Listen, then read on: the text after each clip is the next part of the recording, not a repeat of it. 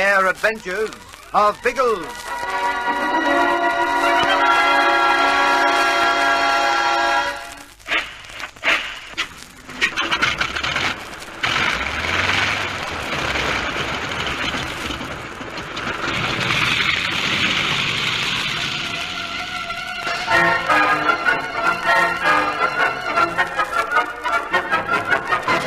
Several hours after Biggles' amphibian leaves Inagua, Colonel Summers, the Chief of Police at Kingston, is wakened by a phone call from the airport. Bertie has radioed that the plane's undercarriage is damaged, and he can't put down normally. He's going to attempt to crash land on the drome. Summers and an airport official wait anxiously by the tarmac. With a tearing crash, the amphibian rips its undercarriage to pieces as it skids along the strip.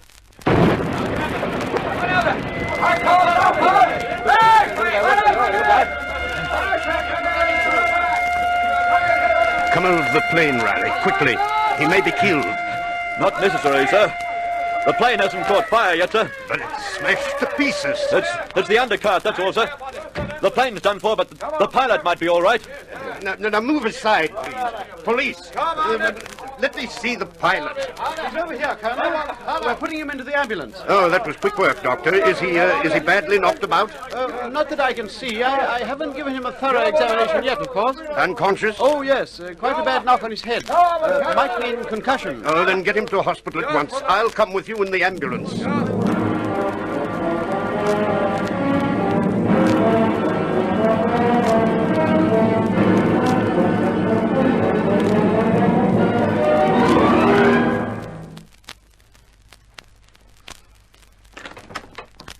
You asleep, Lissy?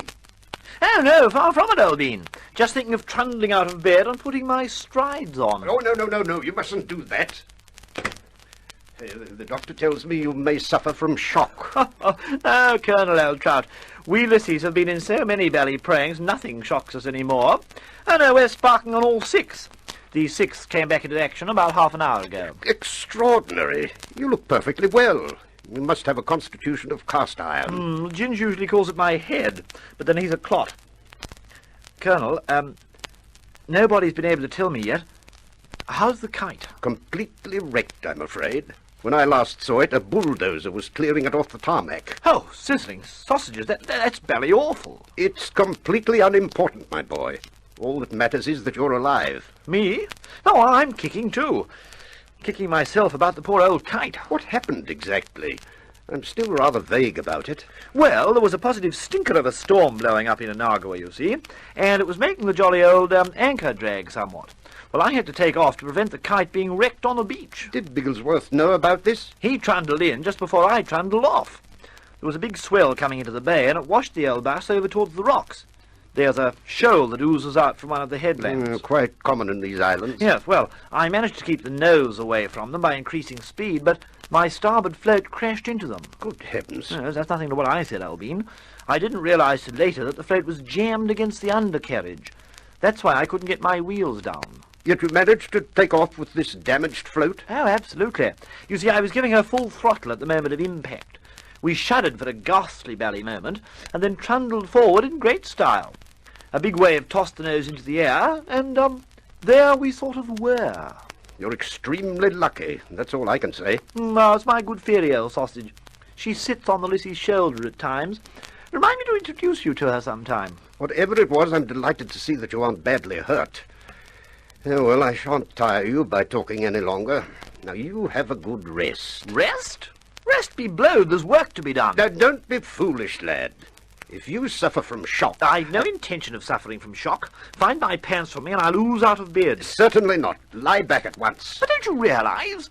We're in a bally spot now the kite's jiggered. I've got to rustle round and... I'll do any rustling round that's necessary. Now, what is it you want? A new plane. The rest of my gang are still on Inagua, waiting for me to come back for them. I positively must have a new kite, and be there when they need me.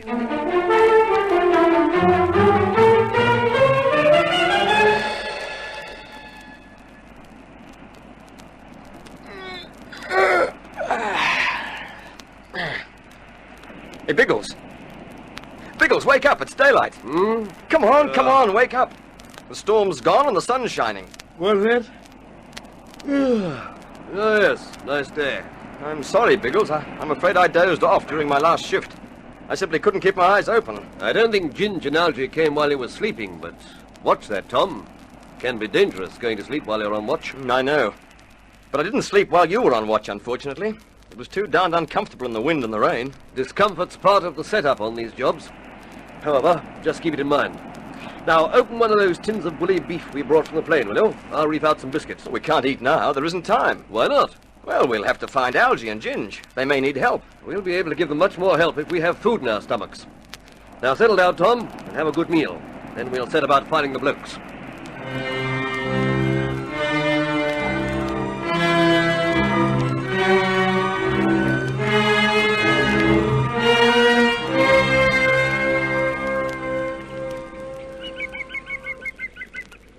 Well, it's as fine a day as you could wish for, Algy. It was worth staying in the hut for the night. We'd have been drowned rats by now if we hadn't. Have you any chocolate left? Oh, yes, one bar. Then we'll munch that as we walk. You going back now? My word. Biggles will be wondering what the blazes has happened to us. And the sooner we warn him about Morgan, I suppose, the better. I don't like the thought of him drifting about without knowing the crooks are here. There's quite a lot to tell him. You haven't forgotten the papers, have you? Oh, no fear. They head the list. Well, come on, let's go. We'll bring a spade back from the kite and we'll dig them up. And then we'll be finished with this rotten island of Inagua.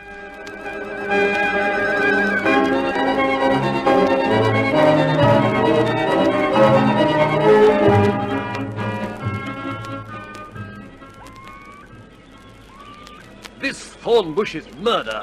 And the poor blighters must have had a rough trip through here yesterday. Yes. I wonder if they tackled it last night. I hope not. It'd be dreadful trying to push through here during a storm.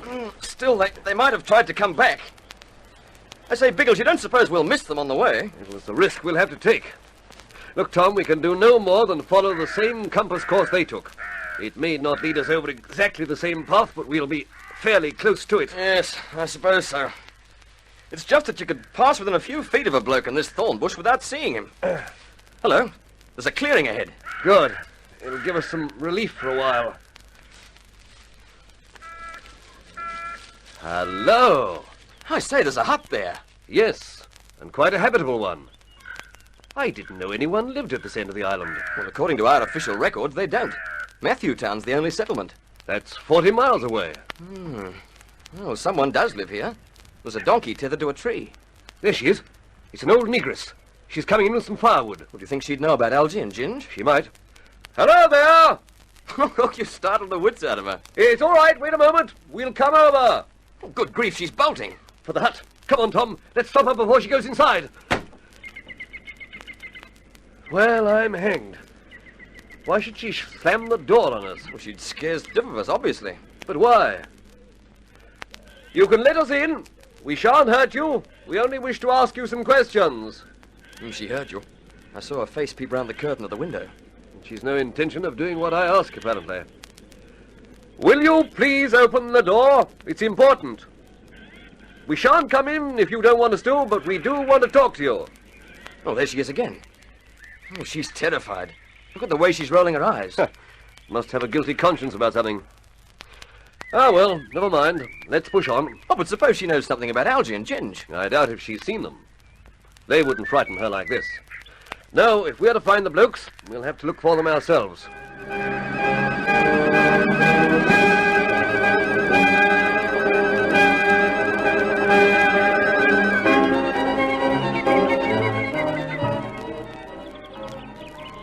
Better keep your eye skin going back, Ginge. We don't want Morgan to jump us again. No fear.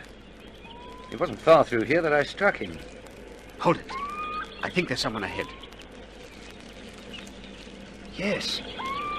I can see something moving. Have your gun ready. Move over to the shadow of this bush. Stay where you are and put your hands up. Good grief, it's Biggles! Well, this is a fine welcome. Here am I worrying about you and you poke a gun in my ribs. Sorry, Biggles. We thought you were Napoleon Morgan. We had a brush with him through here yesterday. Yes, I know. You know? How the dickens did you hear about it? Don't worry about that now. We can tell Biggles as we walk back to the hut. Have either of you blokes anything we can dig with? Well, I have a bowie knife. Will that do? If the blade's broad, it might. Anyway, we can cut some sharp pieces of wood. What's this all about? What do you want to dig for? Hagen's papers. What? They're buried in a hut not far from here. But we haven't been able to dig them up because we didn't have the proper tools. In that case, let's make some. Quick. Rip anything off the trees that we might conceivably use as a shovel.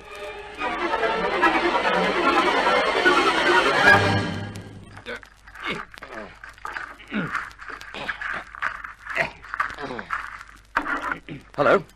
Hello, I've struck something. Scrape the dirt away with your knife. Let's see what it is. Right.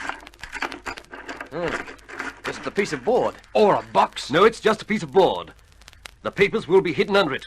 Reef all the dirt off it so that we can pull it away. As quick as you can. That'll do. I can get my fingers under it. There's a cavity there. But it's empty. The papers have gone.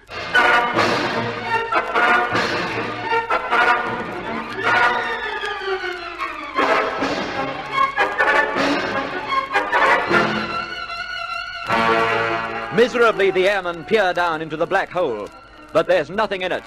Has von Stahlheim beaten them to the papers? How will they find them now? Don't miss the excitement in the next chapter of The Air Adventures of Biggles.